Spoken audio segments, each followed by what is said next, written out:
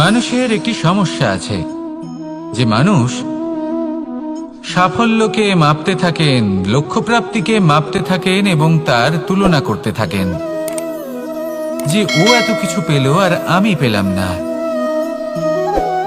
ওর কাছে এত কিছু আছে কিন্তু আমার কাছে নেই। এই তুলনা করার জন্য ওনারা দুঃখী হয়ে পড়েন, নিরাশ হয়ে পড়েন। তাই আমি একটা প্রশ্ন করছি যে এটা কি উচিত? এই সংসারে আপনি কি নিয়ে তুলনা করবেন, যেখানে সূর্যদেব চন্দ্রমা দুজনেই আছেন, দুজনেই হলেন বিশেষ, দুজনেই নিজ নিজ সময়ে উদিত হন। এদের মধ্যে একজন না থাকলে তাহলে আমাদের জীবন কঠিন হয়ে পড়বে। ঠিক সেইভাবেই আপনি যদি একটা বড় রেখা অঙ্কন করেন তাহলে অন্য রেখাটি ছোট হয়ে পড়ে না, সে তেমনই থাকে যেমনটা সে ছিল। আপনার অস্তিত্ব কখনো ছোট বা বড় হতে পারে না। শুধু তুলনা করার জন্য আপনার এটা মনে হতে পারে। যদি আপনি যুদ্ধ করতে চান আপনার তলোয়ারের প্রয়োজন পড়বে। যদি বস্ত্র তৈরি করতে চান এত বড় তলোয়ার দিয়ে কিছুই হবে না, তখন প্রয়োজন পড়বে একটা ছোট্ট সূচের। তাই তুলনা করবেন না, না নিজেকে ছোট মনে করবেন না অন্য কাউকে। সবার সাথে সহযোগিতা করুন, আর যদি তুলনা করতেই হয় নিজের সাথে করুন, যে কাল আমি কেমন ব্যক্তি ছিলাম, আজ কি তার থেকে শ্রেষ্ঠ হয়ে উঠতে পেরেছি। ভেবে দেখুন ভবিষ্যতে গিয়ে আপনি কতটা শ্রেষ্ঠ ব্যক্তি হতে পারেন। আসুন আমার সাথে ভালোবেসে বলুন রাধা রাধা। বস্ত্র আমাদের সকলের প্রিয়, এটা আমাদের জীবনযাপনের জন্য প্রয়োজনীয়। আমরা সবসময় চেষ্টা করি সেই বস্ত্র পরতে যা পরলে আমাদের দেখতে ভালো লাগে। কিন্তু কখনো এই কথা ভেবে দেখেছেন যে কিছু বস্ত্র যদি স্বচ্ছ হয় তাহলে তা পুরনো হলেও দেখতে ভালো লাগে? ঠিক তেমনি যেমন কোনো খাবার যদি মশলাদার না হয়, অত্যন্ত সুস্বাদু নাও হয়, কিন্তু যদি তা গরম হয়, টাটকা হয়, তাহলে খেতে ভালোই লাগে। ঠিক সেইভাবেই যদি কোনো ব্যক্তি সুন্দর নাও হয় কিন্তু তার কথা খুবই মধুর হয়, তাহলে সেই ব্যক্তি সকলের প্রিয় হয়। কোনো ব্যক্তি যদি ধনবান নাও হন কিন্তু তিনি যদি গুণী হন তাহলে এই সংসারে সম্মান লাভ করেন। সেই জন্য কখনো এই বিষয়ে দুঃখ পাবেন না যে আপনার কাছে ভৌতিক স্বাচ্ছন্দ্য নেই। আপনার কাছে সবথেকে বড় বস্তু, সবথেকে মূল্যবান বস্তু যেটা আছে সেটা হলো আপনার আত্মা, আপনার মন, আপনার বিচারধারা, আপনার গুণ, আপনার কথা। এগুলো সবসময় শুভ রাখুন এবং সবসময় নিজের সাথে রাখুন। এই জীবন সফল হবে এবং প্রেমময় হয়ে বলে উঠবে রাধা রাধা। নন্দ বাবাও খেলার ছলে খুব বড় বড় শিক্ষা দিতেন। অনেকদিন আগেকার কথা, বাবা আমার জন্য একটা মানচিত্র নিয়ে এলেন। এটা ছিল জম্বুদ্বীপের মানচিত্র, ঠিক যেন একটা ধাঁধা যা টুকরো টুকরো করে বিভিন্ন দিকে ছড়ানো, যেগুলোকে আমায় জুড়তে হতো। ব্যাস শুধু এটুকুই ছিল আমার কাজ। আমি বারবার প্রচেষ্টা করলাম কিন্তু বারবার অসফলই রয়ে গেলাম। বাবা এটা দেখলেন এবং হাসলেন। বাবা বললেন, একটা কাজ করো, এই প্রত্যেকটি অংশকে উল্টে রাখো। আমিও উল্টে রাখলাম। তারপরে দেখলাম প্রত্যেক অংশে মানুষের শরীরের কোনো না কোনো অংশ চিহ্নিত। কোথাও হাত আছে, পা আছে, কোথাও মুখ আছে। বাবা বললেন যে এবার এটা জুড়তে চেষ্টা করো। আমিও জুড়ে দিলাম। মানুষের মানচিত্র পূর্ণ হলো। এবার বাবা বললেন এটা উল্টে রাখো, মানচিত্র পূর্ণ আকার ধারণ করেছে। আমি বললাম ঠিক আছে। আমি উল্টে রাখলাম, দেখলাম জম্বুদ্বীপের মানচিত্র পূর্ণ হয়েছে। বাবা বললেন, যদি দেশকে সফল করে তুলতে চাও, শক্তিশালী করতে চাও, স্থির বানাতে চাও, তাহলে সবার আগে দেশবাসীকে একত্রিত করতে শেখো। সকল সৈন্যগণ যখন একজোট হয়ে দাঁড়াবে তখন দেশের শক্তি আরো বেড়ে যাবে। শুধু তাই নয়, বাবা বললেন যদি ভালোবাসার সাথে জড়িয়ে পড়ো তাহলে পরমাত্মাও তোমার সামনে এসে দেখা দেবেন। তাহলে এটাই করুন আর আমার সাথে ভালোবেসে বলুন রাধা রাধা। ছোটবেলা থেকেই আমি গরু চড়িয়ে অভ্যস্ত, সেই জন্য সকলে আমাকে গোপাল নামে ডাকত। কিন্তু গোপাল হয়ে আমি একটা অমূল্য শিক্ষা লাভ করেছি। আমি দেখেছি যে গৌশালাতে অনেক বাছুরের মধ্যে একটি গাই তার নিজের বাছুরকে অবশ্যই চিনে ফেলে। যেখানে সমস্ত বাছুর একই রকম দেখতে এবং প্রত্যেকের স্বরও সমান, তারপরেও সকল বাছুরের মধ্যে নিজের বাছুরকে ঠিক চিনতে পেরে যায় এবং তার সাথেই থাকে। ঠিক এইরকমই কিছুটা হয় আমাদের কর্ম এবং তার কর্মফল। আপনি সবার মাঝে থেকেও কোনো কর্ম যদি করেন, সেই কর্মফল সবার মধ্যে আপনাকে চিনে ফেলবে এবং আপনার সাথেই থাকবে। তাই যখনই কর্ম করবেন ভেবে চিন্তে করবেন। কোনো কর্ম করার আগে একবার ভেবে দেখুন, তাহলে জীবনে বারংবার অনুতপ্ত হতে হবে না। কারণ বিষয়টা কিছুটা এরকম যে এই সংসারে আপনি কাল, কর্মফল এবং সময়, এই তিনের হাত থেকে কখনো লুকোতে পারবেন না, কখনো পালাতেও পারবেন না। আসুন আমার সাথে ভালোবেসে বলুন, রাধা রাধা। জন্ম এবং মৃত্যু, একটি হলো জীবনের সূত্রপাত, আরেকটি জীবনের সমাপ্তি। এটা হলো একটি চক্র এবং প্রত্যেক চক্রের মতোই এটাও যেখান থেকে শুরু হয় সেখানে এসেই সমাপ্ত হয়। অর্থাৎ প্রত্যেক ব্যক্তি যারা জন্ম নিয়েছেন তার জন্মের সাথে এটা সুনিশ্চিত হয়ে যায় যে তার মৃত্যু হলো অবশ্যম্ভাবী। এই সংসারে এমন কিছুই নেই যা চিরকালের মতো থেকে যায়। এবার এটা আমরা সবাই জানি। আমাদের কাছে যে জীবনটা আছে, যেটা আমরা যাপন করতে পারি, সেই সময়কালে আমরা কি করতে পারি সেটা গুরুত্বপূর্ণ। এমন কিছু করুন যার ফলে মৃত্যুর পরেও আপনি অমর হয়ে থাকবেন। আমাদের কথা, আমাদের কর্ম এই সংসারে প্রেরণা প্রদান করতে পারে। আর যদি আমরা প্রেরণা নাও জোগাতে পারি, তাও এই সন্তোষ বোধ যেন থাকে যে আমরা আমাদের জীবন ব্যর্থ হতে দিইনি। এই জীবন যাপন করার ইচ্ছেতেই আমরা সময় ব্যর্থ করে দিই। আর এই জীবনকে যাপন করার সর্বশ্রেষ্ঠ উপায় হলো এটাই যে কখন আমাদের মৃত্যু হবে, কিভাবে আমাদের মৃত্যু হবে, এই চিন্তা ত্যাগ করে যেন আমরা বর্তমানে বেঁচে থাকি, আজকে বেঁচে থাকি, আজকে দাঁড়িয়ে কর্ম করি এবং আজ যে সংকট সামনে তার সম্মুখীন হই। ভবিষ্যতের পথ নিজে থেকেই উন্মুক্ত হবে। আপনার জীবনে অনেক বড় বড় বিপদরূপী পাথর আসবে। সেই পাথরগুলিকে এতটাই দুর্বল করে দিন যাতে সেই পথ আপনি অগ্রসর হওয়ার পরে আপনার পেছন পেছন যে সেই পথ দিয়ে আসবেন তিনিও যেন সহজেই পাথর চূর্ণ করে সামনে অগ্রসর হতে পারেন। মনে রাখবেন, আপনার প্রচেষ্টারও একটা মাহাত্ম্য আছে। যদি আপনি কোনো কেল্লার শিখরে পতাকা উত্তোলন নাও করতে পারেন, তাহলেও আপনার প্রচেষ্টার যে মাহাত্ম্য তা কখনো কমে যাবে না। সেই জন্য প্রচেষ্টা করতে থাকুন আর আমার সাথে ভালোবেসে বলুন, রাধা রাধা। মানুষ সবসময় চায় যে তার জীবনে যেন কখনো কোনো সমস্যাই না আসে। সে চায় তার জীবন যেন শুধুমাত্র শান্তি এবং সুখের দ্বারা পূর্ণ থাকে। কিন্তু এই চাহিদা অনুচিত কিছু নয়। আমরা সবাই এটাই চাই যে জীবনে সুখ থাক, শান্তি থাক। কিন্তু এই কথা সবসময় মনে রাখবেন, যে সূর্য উদিত হন সংসারকে প্রকাশমান করেন, দুপুরবেলায় সংসারকে রৌদ্র প্রদান করেন, সন্ধেবেলায় তাকেও অস্ত যেতে হয়। এবার আমাদের জীবন চক্র কিছুটা এরকমই। কোনো কিছুই চিরকাল একরকম থাকে না। কখনো এই নদীকে দেখুন যা বয়ে চলেছে। এই নদী যা বয়ে চলেছে তার পথেও অনেক বিপদ আসে। বড় বড় পাথরের সম্মুখীন হয়ে তাকেও সামনে এগিয়ে যেতে হয়। একটি পুকুর যা চারদিক থেকে ঘেরা, তার জীবনে কিন্তু কোনো সমস্যা নেই। কিন্তু এই সংসারে পুকুরের পুজো করা হয় না, পুজো করা হয় নদীকে। মনে রাখবেন, সমস্যার ঊর্ধ্বে তিনি উঠতে পারেন যিনি সমাধি লাভ করেছেন, যিনি এই সংসারেই নেই।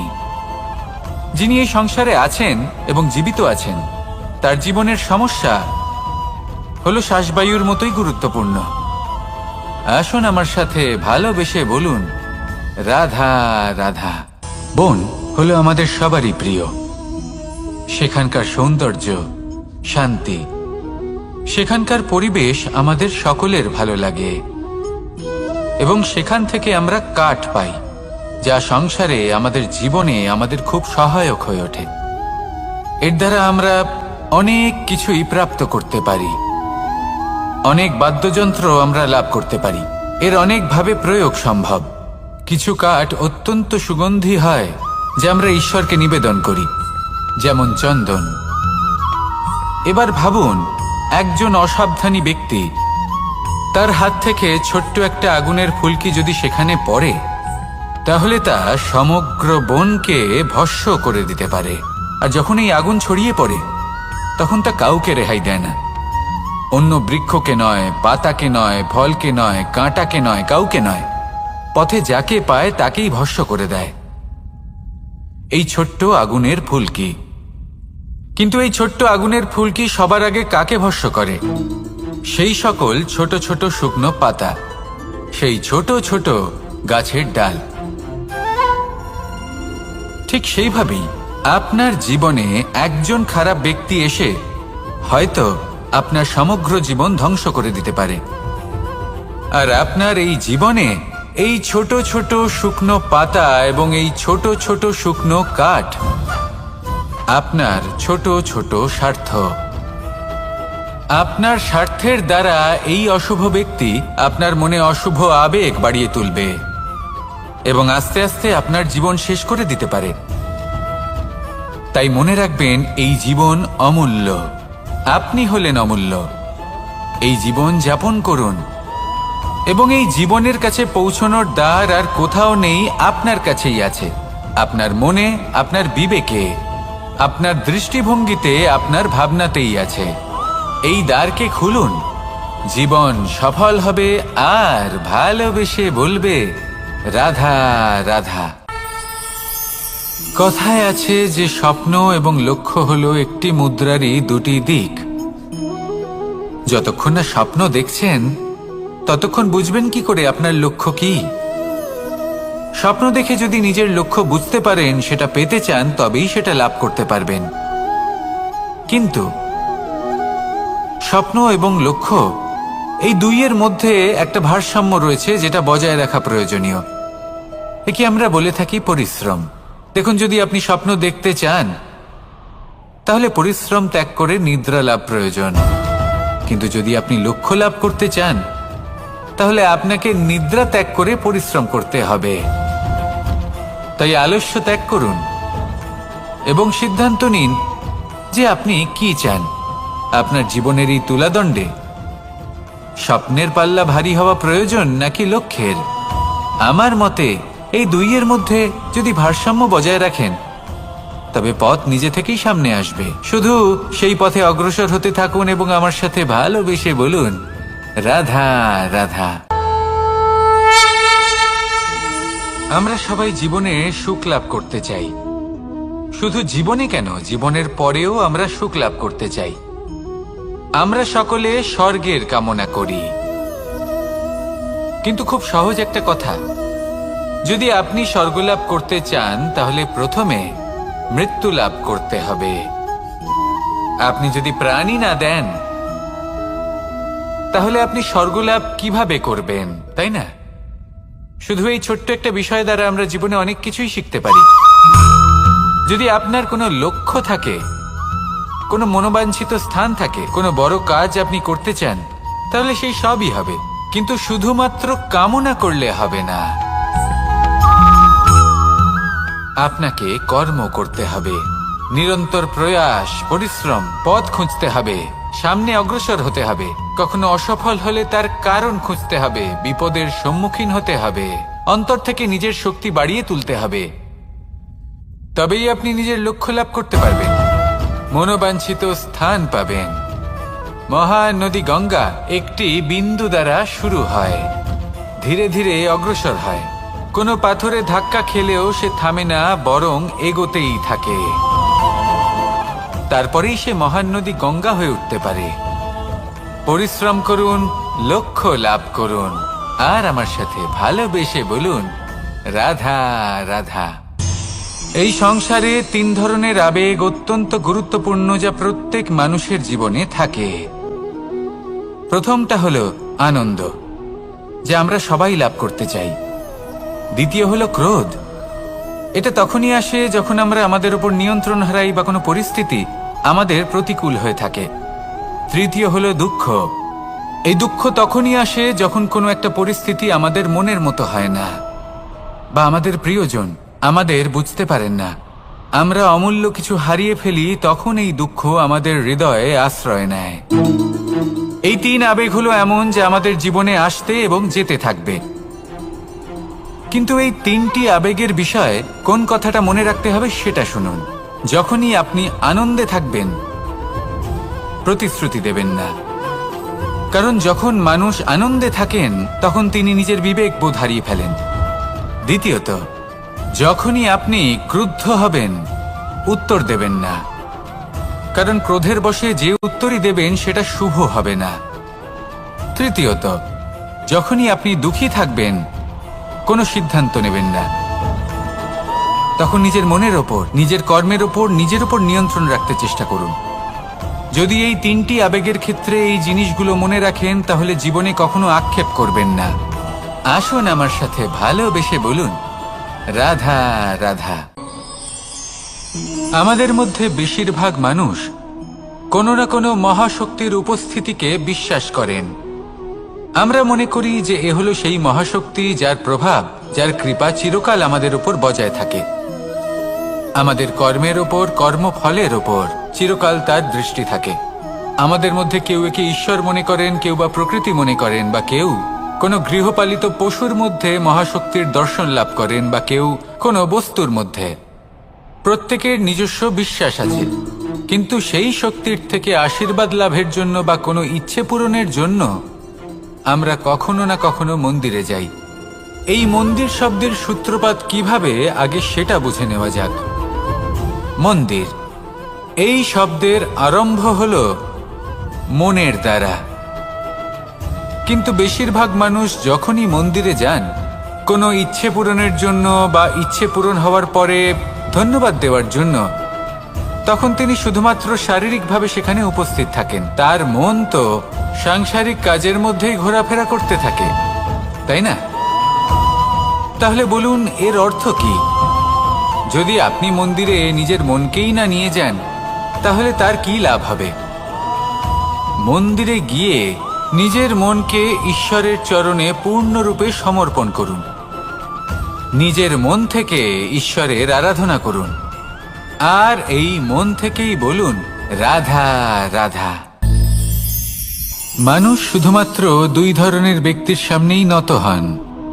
একজন হলেন তিনি যাকে তিনি সম্মান করেন, আর আরেকজন যাকে তিনি ভয় পান।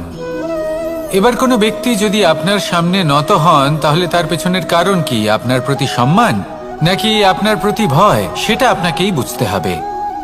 যদি আপনি এমন মনে করেন যে তাতে কি যায় আসে, ভয় হোক বা সম্মান, কেউ আমার সামনে নত তো হচ্ছেন, যদি এটা আপনার চিন্তা ভাবনা হয়, তাহলে আপনাকে মনে করিয়ে দিই, এই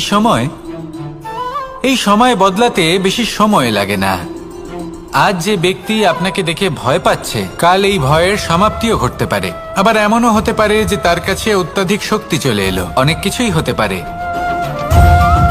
তাই মনে রাখবেন, যে মাথা ভয়ের কারণে নত হয় তা সময় এলে সবার আগে বিরোধিতা করতে পারে, আর যে মাথা সম্মানের কারণে নত হয় আপনার জন্য নিজের শিরচ্ছেদও সে করতে পারে।